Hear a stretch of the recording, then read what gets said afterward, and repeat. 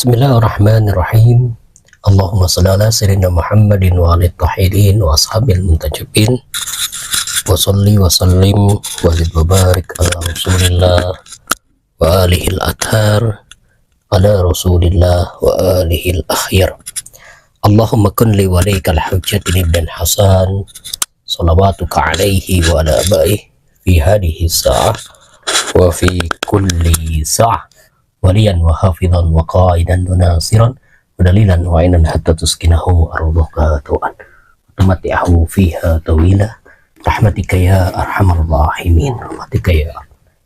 Assalamualaikum ya Rasulullah, assalamu alayna wa ala ibadillahi salihin, assalamualaikum jami'an warahmatullahi wabarakatuh. Alhamdulillahi rabbil alamin wa bihi nasta'inu ala umuri dunya wa din, wassalatu wassalamu ala asrafil anbiya'i wal mursalin, wassallallahu ala sayyidina Muhammadin wa alihi tahirin, walhamdulillahi rabbil alamin.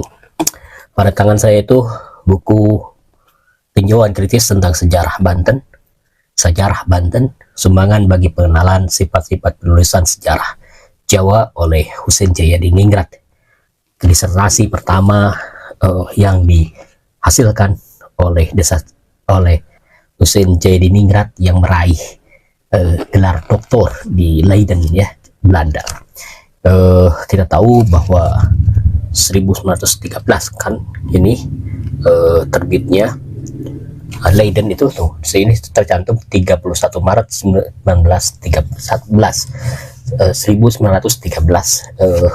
Husein Jayadiningrat meraih gelar doktor dalam bidang studi ketimuran kalau nggak salah. Ini terkait karena disertasi ini adalah disertasi yang mengungkap bagaimana membahas tentang manuskrip yang terkait dengan sejarah Banten. Jadi tentang Banten itu kan biasanya ditulis dalam bentuk manuskrip yang bercerita, ya.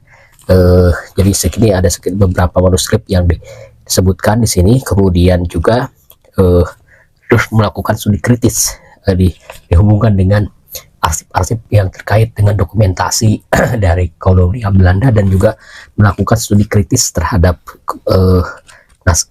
arsip-arsip Belanda, dan juga termasuk di manuskrip yang terkait dengan Banten ini.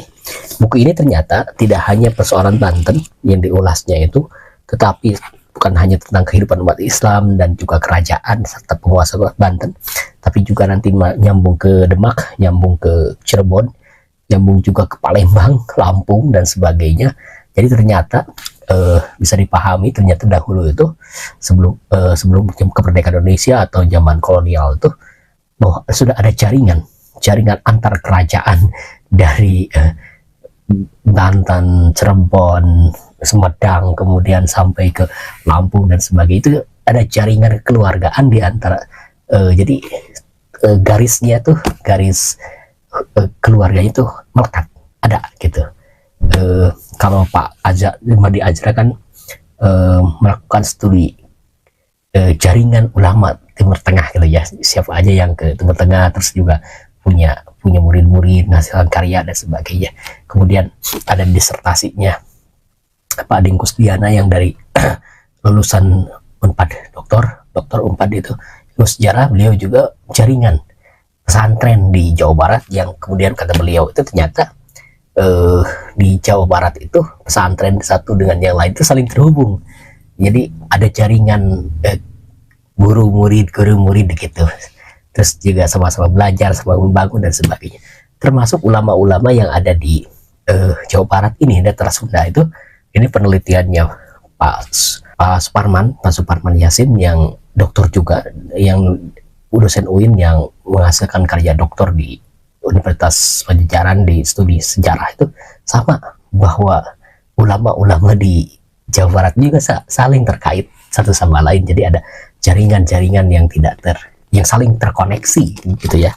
Dan memang tampaknya kajian sejarah, kebudayaan atau peradaban atau juga masyarakat atau yang terkait dengan hasanah intelektual di Indonesia atau di lain tempat juga mungkin saling berjejaring, jadi saling terkoneksi. Jadi saya kira memang kalau dilacak itu kan dari segi guru, murid dan sebagainya. Nanti juga bisa dilacak misalkan jaringan dari aspek teologi, jaringan dari aspek pemahaman tasawuf, jaringan pada aspek pemahaman tentang fikih misalkan. Itu bisa dikembangkan ke arah sana. Oke. Buku ini adalah buku karya Husein Dziningrat.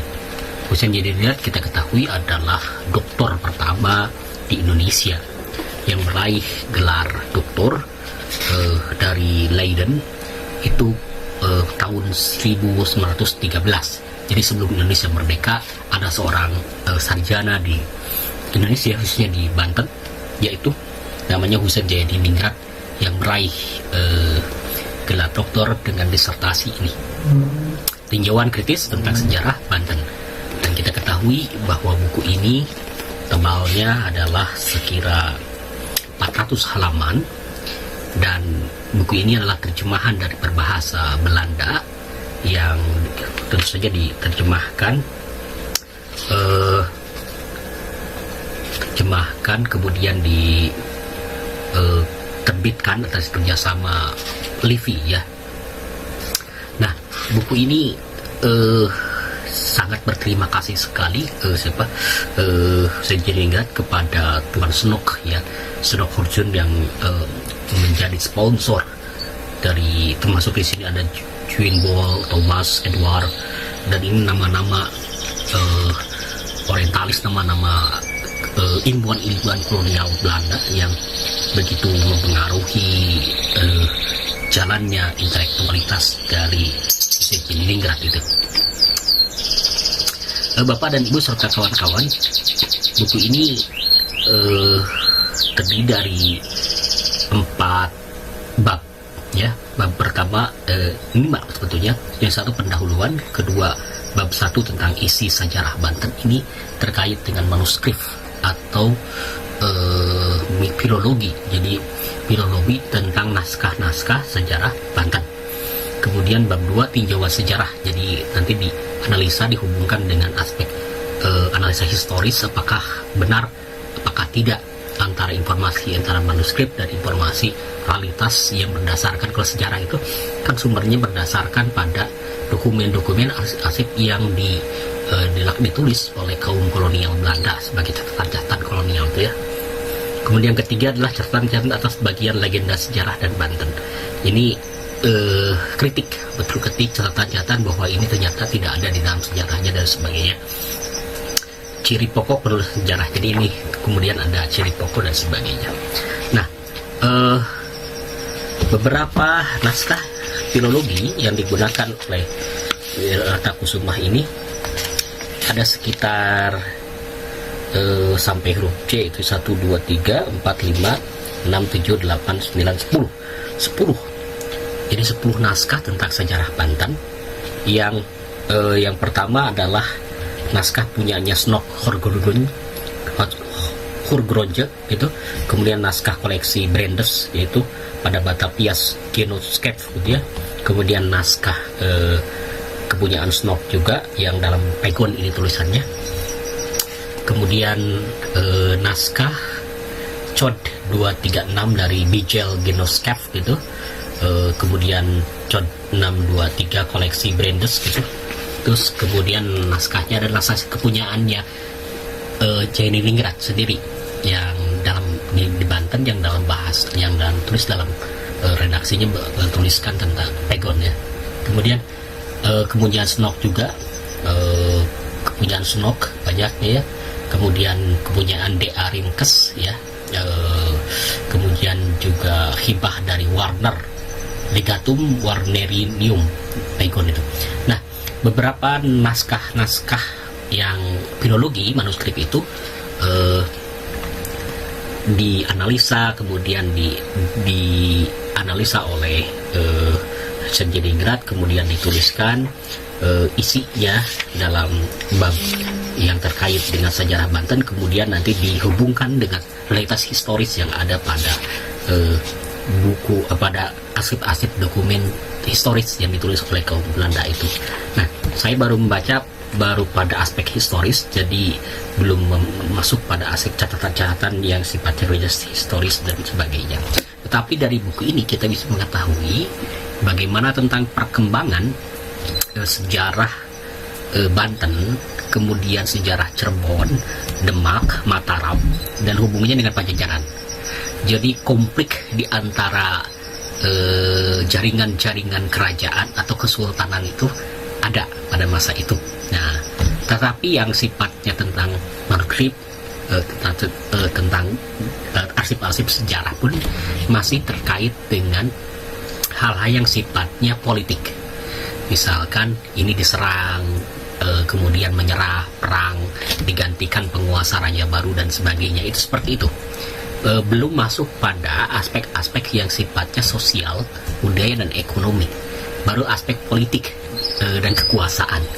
Tentu saja di sini kita pahami karena memang pada masa itu yang dominan, wacana yang dominan atau sesuatu yang kita bisa lihat itu realitasnya, historisnya memang seperti politik. Kejayaan, kekuasaan, keruntuhan, kemudian juga pergantian pemimpin, kemudian juga penyerangan dan sebagainya. Nah, kita bisa melihat bagaimana antara Banten kemudian menyerang ke Sumedang, terjadi hubungan antara keturunan Banten dari Cirebon misalkan ya, ada hubungannya dengan Mataram, ada hubungannya dengan Demak dan sebagainya, ada hubungan terkait dengan para wali dan sebagainya. Jadi gambaran-gambaran terkait dengan sejarah abad 15, 16, 17 itu sampai abad 18 itu ada di sini, gitu ya. Jadi kalau kita mau menelusuri tentang sejarah Islam Jawa Barat atau sejarah kekuasaan di Jawa Barat pada abad-abad pertengahan sebelum era kolonial, bisa sedikitnya membaca buku ini. Karena ini informasinya berdasarkan pada manuskrip, yang naskah-naskah filologis, yang kedua adalah data-data historis yang berupa dokumen-dokumen arsip-arsip dari kolonial. Meskipun memang harus kita cari juga misalkan dari tradisi lisan. Tradisi lisan ini saya belum menemukan aspek tradisi lisan misalkan digali dari memori kolektif masyarakat. Ini belum masuk, tapi agak jauh soalnya ya, itunya masaknya kalau penelusuran sekarang ini. Paling-paling kita bisa menelusurinya dari beberapa aspek budaya-budaya, pembacaan terhadap budaya-budaya, sastra lisan atau nyanyian kidung dan sebagainya. Dari sana kita bisa melihat, tapi lagi-lagi unsur sastrawinya itu ya agak sulit untuk dijamah karena sejarah itu kan mesti ruang dan waktu dan jelas, ya konteksnya begitu ya. Di sini tentu saja kesulitan untuk menelusuri kembali terkait dengan sejarah Jawa Barat, tetapi dengan ini kita bisa mengetahui sumber apa saja yang harus kita gunakan terkait dengan ini. Oke, demikian Bapak dan Ibu, mudah-mudahan kita bisa rampungkan pembacaan buku ini dan kita nanti sehat lagi. Ya, mudah-mudahan kalau misalkan nanti ada waktu, ada kesempatan, kita akan bacakan lagi, kita akan share isinya. Terima kasih. Aku qouli hadza wa astaghfirullahi wa lakum wa ma taufiqi illa billah. Alaihi tawakkaltu wa ilaihi unib. Assalamualaikum warahmatullahi wabarakatuh.